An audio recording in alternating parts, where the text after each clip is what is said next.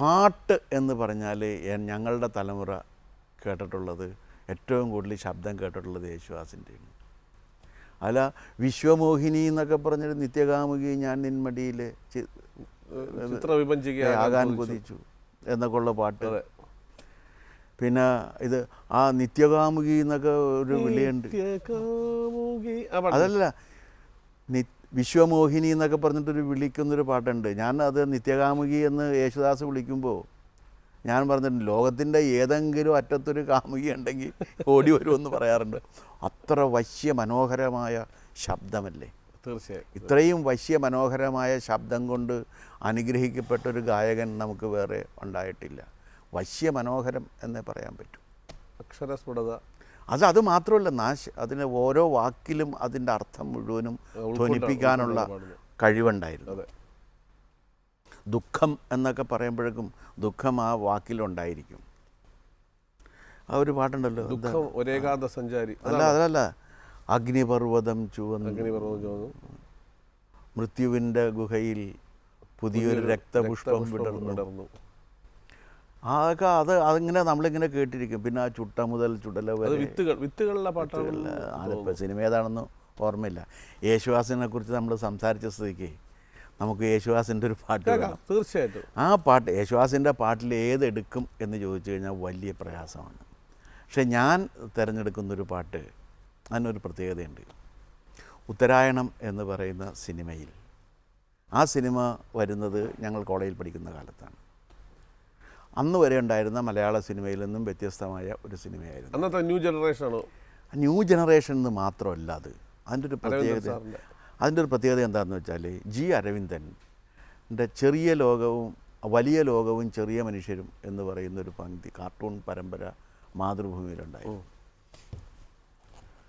ആ കാർട്ടൂൺ പരമ്പരയുടെ പ്രത്യേകത എന്തായിരുന്നു വെച്ച് കഴിഞ്ഞാൽ, മലയാളികൾ സൂക്ഷിച്ചിട്ടുള്ള കാപട്യങ്ങളെ ഓരോന്നോരോന്നായി പരിഹസിക്കുന്നതായിരുന്നു ആ കാർട്ടൂൺ പരമ്പര. ആ അരവിന്ദൻ ഒരു സിനിമ എടുക്കുന്നതാണ് ഉത്തരായണം. അത് മലയാളത്തിലെ രാഷ്ട്രീയ സിനിമ കൂടി ആയിരുന്നു. കാരണം അതിനകത്ത് ഒരുപാട് കഥാപാത്രങ്ങളൊക്കെ വന്നിട്ട് സംസാരിക്കുന്നുണ്ട്. ഒരു കോളേജ് പ്രൊഫസേഴ്സ് ഉണ്ട്.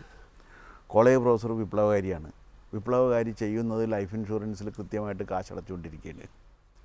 എന്നിട്ട് ഇവിടെ വന്ന് പഠിപ്പിക്കുന്നത് നമ്മൾ ഏത് സമയത്തും ഒരു വിപ്ലവം വരികയും ബിരിമാറ് തോക്കിന് കാണിച്ചു കൊടുക്കുകയും ചെയ്യുന്നതെന്ന് പറയുന്ന ആൾ ഇവിടെ ചെന്ന് ഇൻഷുറൻസ് തുക കൃത്യമായിട്ട് അടക്കുന്നുണ്ട്. അതുപോലെ ഒരിക്കൽ ചോദിക്കും, ചെഗുവേരയുടെ ഡയറി വായിച്ചോ എന്ന് ചോദിക്കും. അപ്പോൾ ഈ സ്റ്റുഡൻറ്റ് മറുപടി പറയുന്നുണ്ട്, ഞാൻ മറ്റുള്ളവരുടെ ഡയറി വായിക്കാറില്ല സാർ എന്ന് പറയുന്ന ഒരിത്. അതിൽ ഒരു പാട്ടുകാരനായിട്ട് വരുന്നത് നടൻ സുകുമാരനാണ് അഭിനയിക്കുന്നത്. ആ പാട്ടൊരു അന്നത്തെ ചെറുപ്പക്കാരുടെ ഏറ്റവും വലിയ ജോലികളിലൊന്ന് മെഡിക്കൽ റെപ്രസെൻറ്റേറ്റീവായിരുന്നു. മെഡിക്കൽ റെപ്രസെൻറ്റേറ്റീവായിട്ട് ഇങ്ങനെ നഗരങ്ങളിൽ നിന്ന് നഗരങ്ങളിലേക്ക് മാറുകയും വൈകുന്നേരം മദ്യപിക്കുകയും ആ മദ്യപാന സദസ്സുകളിൽ ഒരു ഗായകനായി തീരുകയും ചെയ്ത ഒരാൾ ആണ് ആ പാട്ട്. ആ പാട്ട് എഴുതിയിരിക്കുന്നത് കുമാരപിള്ള സാറുമാണ്. ഇതിനകത്തൊരു ഐറണി എന്താണെന്ന് വെച്ചാൽ, കുമാരപിള്ള സാറിൻ്റെ ജീവിതം മുഴുവനും മദ്യനിരോധനത്തിന് വേണ്ടി നീക്കിവെച്ച ഒന്നാണ്. കുമാരപിള്ള സാറ് ഗംഭീരനായ ഇംഗ്ലീഷ് അധ്യാപകനായിരുന്നു. അതിനേക്കാളെല്ലാം ഉപരി മനോഹരങ്ങളായ കവിതകൾ എഴുതിയിട്ടുള്ള കവിയാണ്. അതിൽ പെട്ട ഒരു കവിതയാണ് ഹൃദയത്തിൻ രോമാഞ്ചം സ്വരരാഗ ഗംഗയായി പകരുന്ന മണിവീണ മൂകമായി. അത് എൻ്റെ സംഗീതം നിർവഹിച്ചിരിക്കുന്നത് രാഘവൻ മാഷുമാണ്.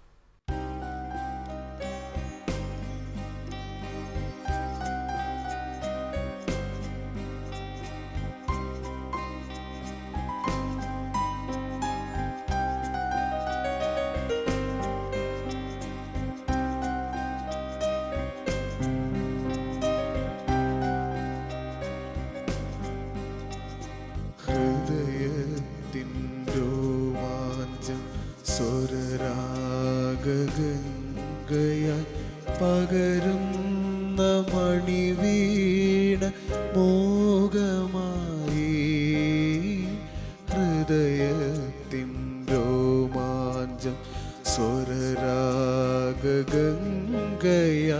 പകരുന്ന മണിവീണ മോകമായി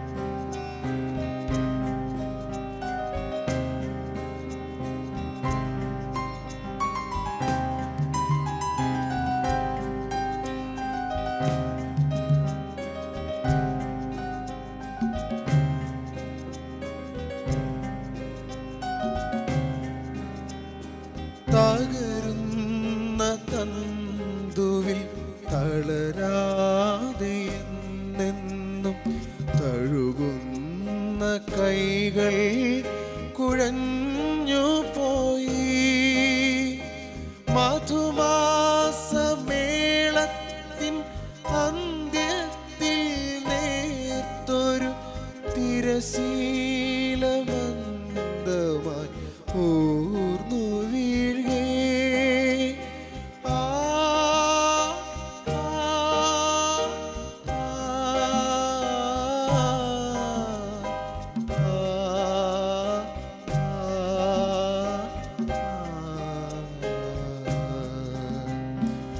ഹൃദയത്തിൻ രോമാഞ്ചം സ്വരരാഗംഗയായി പകരുന്നു